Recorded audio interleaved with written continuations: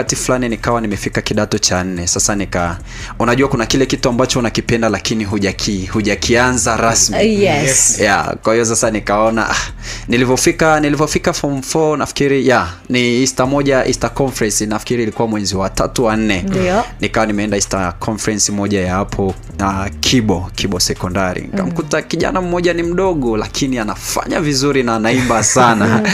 Nakumbuka wakati huo nilikuwa ninamfuatilia sana mtumishi wa Mungu John Lisu.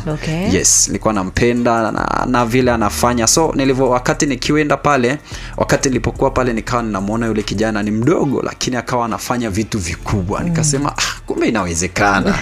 Unaona. So kutoka pale mwaka huo ndo nikaanza sasa kujitambua kwamba sasa ninataka na mimi nianze kuimba. Nakumbuka nimeanza kuimba nikiwa hapo kujifunza ile kuimba nikiwa advance A level, bado nikawa naendelea na ile shauku. Baada ya kumaliza sasa ile advance ndo nikaanza sasa kuingia studio kwa ajili ya kuanza kurekodi. Na nakumbuka wimbo wangu wa kwanza nilivyomaliza tu kidato cha 6 ndo nikaenda studio. Kwa hiyo nafikiri ile kujitambua ni kuanzia nikiwa kidato cha 4 miaka hiyo.